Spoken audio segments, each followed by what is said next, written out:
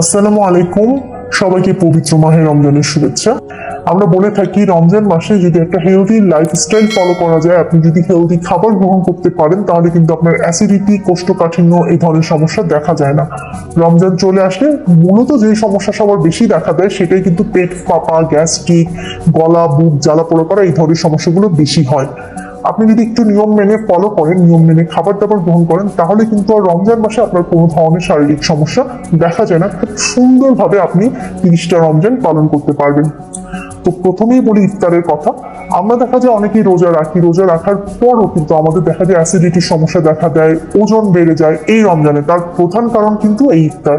কারণ ইফতারের সময় আমরা যে ধরনের খাবার গ্রহণ করি তার কারণে কিন্তু আমাদের ওজন বেড়ে যাচ্ছে। আমরা দেখা যায় যে মূলত আমাদের দেশীয় যে খাবার যেগুলো রয়েছে ইফতারের সময়, যেমন পেঁয়াজু, বেগুনি, আলুর চপ, এগুলো কিন্তু গ্রহণ করতে খুব পছন্দ করি। জিলাপি তো থাকেই, সাথে ছোলা, 2 থেকে 3 প্রকারের শরবত, এগুলো আমরা গ্রহণ করি। তো এই সময় আমরা বলে থাকি ইফতারে আপনি একটা শরবত গ্রহণ করতে পারেন, যে কোনো একটা হোল ফ্রুটস এর শরবত আপনি করতে পারেন পছন্দ মতো। চিনিটা অ্যাভয়েড করবেন, বা দিলেও ম্যাক্সিমাম 1 চামচ, এর বেশি না দিলেই ভালো। আপনি খেজুর নিতে পারেন 2টা থেকে 3টা, সাথে আপনি ইসবগুলের শরবত কিংবা চিয়া সিড নিতে পারেন। ফলের শরবতের সাথে চিয়া সিডটাও গ্রহণ করতে পারেন, তাহলে কিন্তু আপনার টয়লেটটাও ক্লিয়ার থাকবে, অ্যাসিডিটিও কম হবে। এই সময় 2 থেকে 3 প্রকারের ফল গ্রহণ করতে পারেন। ছোলাটা আপনি কম তেল মশলা দিয়ে রান্না করে যদি ছোলাটা অল্প একটু মুড়ি দিয়ে গ্রহণ করতে পারেন। পেঁয়াজ ও আলুর চপ অবশ্যই এগুলো বর্জন করতে হবে। এই জায়গাটাতে আপনি দই দিয়ে ওটস বা দই, চিরা, কলা এটা গ্রহণ করতে পারেন। এটা আপনার পেটটাও ঠান্ডা রাখবে, ওজনও নিয়ন্ত্রণে রাখবে, পাশাপাশি রমজান মাসে আপনার যে অ্যাসিডিটি সমস্যা সেটা থেকেও কিন্তু আপনাকে রেহাই দিবে। রাতের খাবারে আপনি চেষ্টা করবেন যে স্বাভাবিকভাবে যদি একটু ভাত নেওয়া যায়, যদি ভাত খেতে না চান তাহলে 1টা বা 2টা রুটি নিতে পারেন। সবজিটা একটু বেশি করে নেবেন। তেল ছাড়া মাছ বা মাংস যদি পারেন নিতে, যে না ভেজে মাছ মাংস রান্না করে কম তেল মশলা আপনি একটু ঝোল করে রান্না করে শুধু গোটা মাছ বা মাংস নিতে পারেন। পাতলা ডাল চাইলে সাথে রাখতে পারেন, এবং সালাদ তো অবশ্যই থাকবে।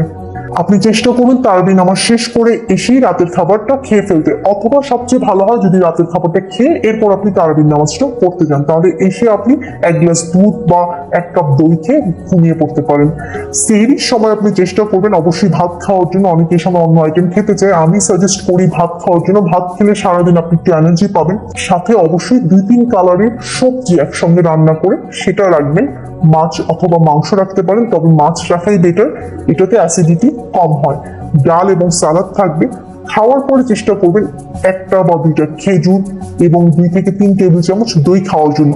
খেজুরটা পরে সারাদিন আপনাকে প্রচুর পরিমাণে এনার্জি দিবে, এটাতে পটাশিয়াম এবং ম্যাগনেসিয়াম রয়েছে। আর দই যেটা রয়েছে এটা কিন্তু আপনার খাবার হজম করতে সাহায্য করবে। পানির তৃষ্ণা পরের দিন আপনার কম লাগবে। অনেকে আছে সেই সময় অতিরিক্ত মাত্রায় পানি গ্রহণ করে, একেবারে বেশি পানি না খেয়ে আপনি অল্প অল্প করে পানি গ্রহণ করতে পারেন, এবং শরীরে পানি ধরে রাখে এমন খাবার কিন্তু গ্রহণ করতে হবে। তাহলে পরের দিনের রোজাটা আপনি খুব ভালো মতো কিন্তু পালন করতে পারবেন। আশা করি বুঝতে পেরেছেন এই পবিত্র মাহে রমজান মাসে আপনাদের খাবার তালিকা কেমন হবে, কোন ধরনের খাবারগুলো গ্রহণ করবেন, এবং সময়টা কিরকম মেনে তারপরে খাবার খেতে হবে। তাহলে কিন্তু আর এই রমজান মাসে আপনারা শারীরিক কোনো জটিলতায় পড়বেন না। আজকে এই পর্যন্ত। সবাই ভালো থাকুন, সুস্থ থাকুন। আল্লাহ হাফেজ।